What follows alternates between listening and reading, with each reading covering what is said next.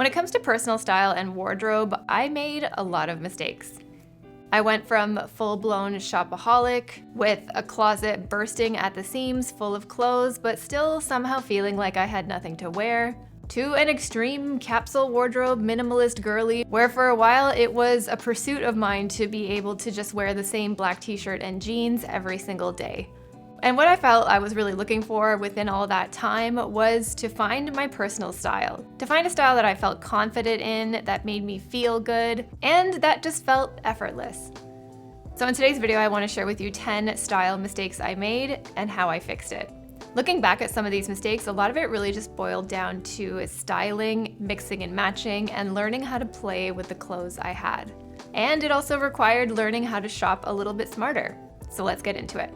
And before we go any further, I want to thank the sponsor of today's video, Babbel. Babbel is a really easy and intuitive language app that can help you get started learning a new language in as little as 3 weeks. French is Canada's second language, but I never took it seriously growing up in school, so I've been using Babbel to brush up on my French skills, particularly my just casual everyday conversation skills. I would love to be able to go back to France and order a coffee and a croissant confidently, or even to Montreal and just not have the barista feel sorry for me for trying. Bonjour, un café avec du lait et un croissant s'il vous plaît? How was that? Look out, Emily in Paris. Christina's coming. I don't know. It's really easy, and I like the fact that you can sort of set your own goals with Babbel, so you can make the lessons as often and as long as you want, even as little as 3 to 5 minutes a day. And their focus is on teaching you conversational language skills, so you can actually use and apply what you've learned in the real world. The lessons are designed by real language teachers, and if it didn't happen to work out for you, Babbel does offer a 20-day money-back guarantee.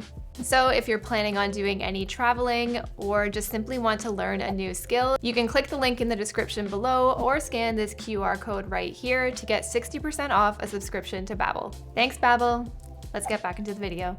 And when I say mistake in this video, that kind of implies that there are some style rules that should versus should not be followed, and in reality, I don't think that's actually true. If some of these things that I talk about in today's video are ways that you like to dress and that you find that you feel you're best in, then go for it. Who cares? Getting dressed is supposed to be about feeling good and having fun. There truly are no rules in fashion, but these mistakes that I'm going to be talking about in today's video were ones that I just noticed that contributed to my feeling off in my outfit and sort of made me feel like I didn't quite hit the nail on the head yet. And when I found I worked on correcting these particular mistakes, that's when I started to feel a lot better in my outfits and sort of achieving the style that I wanted. Style mistake number 1 was not mixing up my sizing. As in, for quite a long time, I really didn't know how to play around with proportion. I would really play to one note when I got dressed a lot of the time in the past. I would either dress all slim, all skin tight, or I would go all oversized on oversized without doing things like creating dimension and proportion in the outfit. So let's take some outfits as examples. So here I have a more slimmer fitting pair of jeans, I have a slim tight bodysuit, and I added a slimmer pair of shoes. And even though this outfit I think is objectively fine, for me wearing it I feel a little bit off and things just feel a bit too tight. It's not how I like to wear my clothes or how I like them to fall on my body. So to change it up, since I'm going slim, slim, slim everywhere else, I'm going to throw on an oversized blazer to just bring a different element and proportion into the outfit. And you can see by just adding that one piece that's a little bit more oversized, it starts to look a little bit more relaxed and effortless, kind of the vibe that I'm going for. But it took me a few tries and experimentation to figure out that playing with those proportions can really have an impact on your outfit and start to create dimension and a little bit of a different story and add some more effortlessness to a look if it is feeling a little bit off or one-dimensional to you. Mistake number 2 was only buying basics. I love a good basic, and I think that basics are truly the foundation of building a solid wardrobe that you can mix and match quite easily and actually get wear out of every single day. But one thing I started to realize is that, yeah, basics can kind of make you feel a little bit basic. This year, I really want to focus on adding a few more sort of statement pieces, pieces that are maybe a little bit more elevated or that can stand out on their own, and mix in with my basics to add some more interest and fun to the look. So for example, I've added things like this cutout blazer from the front. It looks like any other blazer, it's nothing special, but it has this really cool cutout in the back that I think really just makes it a little bit different and more elevated. But I can still match this with jeans and a t-shirt and still feel like myself. Or I recently added this really cool pair of acid wash jeans that also have a sort of sculptural feel to them. So to me, they are anything but basic. They're almost like a pattern and a statement piece in and of themselves, but they still mix in really well with a lot of my more muted basic pieces and still feel like they're part of my personal style without going too much out of the box. Number 3 was neglecting accessories. The more I play around with them, the more I find that accessories really just add to a whole outfit. Or they could also become part of your signature style. Like for example, I wear this necklace stack pretty much every single day. You don't necessarily have to rely on clothing to allow your style to evolve and to elevate it. And I think adding things like belts, jewelry, colorful shoes, or fun bags are really good ways to sort of boost up an outfit, especially if your style is as sort of basic and sort of minimalist classic as mine. You can take something that's fairly flat like jeans, t-shirt, and a blazer, add a fun colorful bag, add a really interesting ring stack or stack of necklaces, and I think it can really take that look to the next level. Mistake number 4 was failing to understand fabric. Now this is something that I admit I am still learning about, but I think at the very least, try to understand what types of fabrics you feel good in. Think about what makes you feel sweaty and constrained or fussy in your outfits versus times when things feel really easy, relaxed, and comfortable. Do you value things like not feeling sweaty in your clothes, breathability, having stretch or movement in your clothes? So I think having an understanding of fabric in that context makes it really helpful when you are shopping for clothes and getting dressed every day to figure out how you're going to feel in that outfit that you choose to wear. So for me, I found out that it wasn't really enough to say I love to wear blazers. I needed to take it to the next level and understand what the blazer was made out of and how I actually felt when I wore it. Was I sweaty by the end of the day? Well, that could be because they're made of 100% polyester and they're lined with polyester, versus a blazer that I wore that made my neck turn all red and feel itchy. That's because it was made of scratchy wool. So taking some time to check the tags on the garment, either in your own closet before you wear them or before you buy them new if you're shopping, can help you determine if you're actually going to wear the thing and how you're going to feel in it, purely based on what it's made out of. Mistake number 5 was copying. I love a good dose of inspiration, and one of my favorite ways to play with my clothes and even learn to evolve my own style is by recreating outfits that I like, that I see on Pinterest, Instagram, and even in the street. But I would often get caught up in feeling like I needed every single piece to be the exact same, and I really wanted my outfit to be a carbon copy of what I saw in my inspiration photo.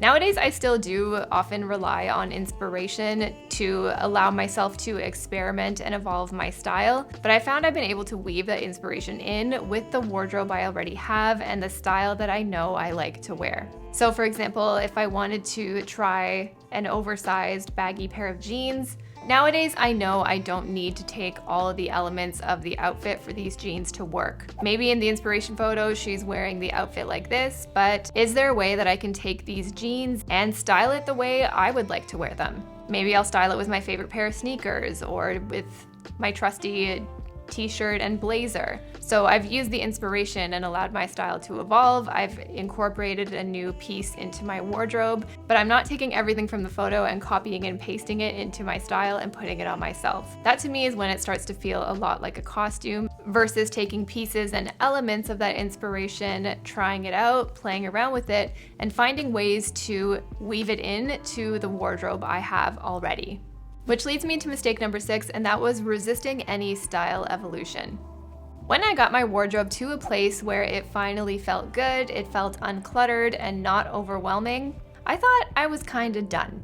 I truly believed that I never would need to buy another piece of clothing again, and that I could move on to bigger and better things in my life instead of focusing on or even caring about my personal style. And I think that can work for some people, but I realized I didn't really want that. For me, I realized I like clothes and I like shopping and I like playing around with my wardrobe. That's simply a fact, and I'm not going to be apologetic about that anymore. And if you like those things, then neither should you. And having an attitude where I was resistant to allowing myself to enjoy clothes, enjoy shopping, enjoy fashion, it actually led me into kind of a style rut where a lot of my clothes started to feel really boring, things felt really repetitive, and I found myself sort of wanting to experiment and play around with my wardrobe. And I think play is the word. Wardrobes and style really should be fun. And it doesn't necessarily mean that you have to spend a lot of money to play around with it. So if you like clothes, if you like playing around with style, let yourself experiment, have some fun, put a line in your budget for it, and enjoy it guilt-free. Mistake number 7 was leaning too much into utility. For a long time, I thought I really wanted to have 10 of the same black t-shirt and jeans and do the whole Steve Jobs CEO uniform thing.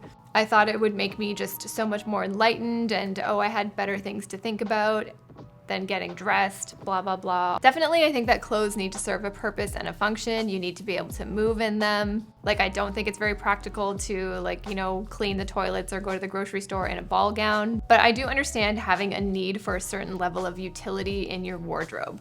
At the end of the day, no one really cares what we're wearing, all of that stuff, but you want to feel good in your clothes. You want to feel stylish, you want to feel comfortable, and wearing the same jeans and t-shirt every day wasn't really doing it for me. Now that I have a little bit more variety, not a lot more, but enough, I feel a lot more excited and inspired about my clothes. I enjoy the process of getting dressed and mixing and matching and even adding new things to my wardrobe because it's just fun. I do also think that the pursuit of too much variety can get a little bit out of hand and confusing and overwhelming, so it is definitely a fine balance that you have to reach. But for me, I just found when I leaned too much into a utility rather than feeling creative and inspired and having fun with my clothes, that's when things just started to feel really boring and, again, unlike myself. Mistake number 8 was not understanding my measurements. And I also gotta say that I am in the camp that not everything needs to fit you exactly properly or perfectly. For me personally, I don't like a look to be too fitted or too tailored, but you do want it to fit. You don't want your pants falling down around your ankles when you wear them. There is such thing as too oversized of an oversized blazer, for example. So I think knowing what your measurements are and sort of giving yourself a margin of error will ensure that you still end up feeling really good and stylish in your clothes. For me, I do tend to buy things usually one size up and lean into a little bit more oversized dressing, but I found that really I like it because I want options with my clothes. So if I buy a pair of jeans, maybe one size up, if I want to, I can wear it a little bit more low slung and relaxed one day, or if I want to wear them a little bit more high-waisted, I can just hike them up and cinch it in with a belt. But I know for me in general, I know my waist measurements, I know my inseam, I know my height. I'm 5'5" actually. I made a mistake thinking I was 5'4", so get your height straight, get your shoe size straight, all of that. It's a good thing to know, and it'll help you when you're shopping, as well as helping you get an understanding of how you like your clothes to fit and how you want them to feel. Mistake number 9 was choosing the wrong underwear. The wrong underwear can really make or break an outfit. For me in general, I prefer to go for seamless underwear because I hate having those underwear lines. I think it creates a lot of weird dimples and shapes that I don't really want. And sometimes if I'm feeling off or uncomfortable in my outfit, it's simply because I just chose the wrong undies. And style mistake number 10 was choosing the wrong shoe. And by choosing the wrong shoe, usually that means I chose the right shoe, as in the predictable shoe. And that in the end is what ended up making my outfit feel a little bit off and just not in a style that I felt like I was going for. And I think the easiest way to explain this is to just show you. So for example, take this look. This is something that I would wear to work. It's a button-up, a blazer, a pair of trousers. So the vibe I'm giving off here is professional. I know what I'm doing. I can actually explain medication to you. I'm a pharmacist if you didn't know. So the instinctual shoe here for most of us is probably a loafer or a pair of pumps. But for me, in my style and how I want to feel, which is a little bit more relaxed, casual. I think when I add a loafer to this outfit, it just tilts the scale a little bit too classic, too prim, a little bit too corporate for me and what I'm going for. And oftentimes, in a traditional sense, the last shoe that you're gonna think about adding to an outfit like this is a chunky sneaker. But for me, that's probably what I'm going to do. Not only does it make me feel more comfortable and at ease in the outfit, but it plays into opposites, and I think actually makes this look seem a lot more cool and unexpected because the shoe is in complete opposition with the rest of the outfit that's going on here. Same with taking something very classic like a slip dress. A lot of you guys like to dress a little bit more feminine, and I think the natural inclination here would be to, wear like a strappy heel, and there's nothing wrong with that look. But for me, again, it still can feel a little bit too traditional. So I love the idea of throwing on a chunky sandal or a chunky sneaker here to sort of just bring the look down and just creating some really yummy friction and opposing forces in the look. Now, what if I wanted to wear a loafer? Well, I already said that, with the whole corporate outfit here, it didn't really feel quite my vibe. It felt a little off, and I would just be thinking about my shoes all day. So maybe to oppose the more classic professional vibe of the loafer, I'll pair it with a really cool pair of baggy jeans. So here everything feels really casual, and then you've got the more classic professional loafer to again oppose the forces going on in the look. And this is not to say that adding a sneaker to this outfit, which would be a little bit more expected, wouldn't work, but it's just another option to play around with your style, mix and match pieces that you already have in a little bit more unexpected and an unpredictable way. So those were the 10 style mistakes I've made in the past and how I fix them. If you're working on or have found your own personal style, let me know some mistakes you made along the way. Thanks again to Babbel for sponsoring this video. Click the link in the description below or scan this QR code to get 60% off your Babbel subscription. If you like this video and found some value in it, please give me a thumbs up. It is the best way that you can help support my channel, and it is completely free to do so. And if you haven't already, please subscribe. Thanks so much for watching, guys. Bye.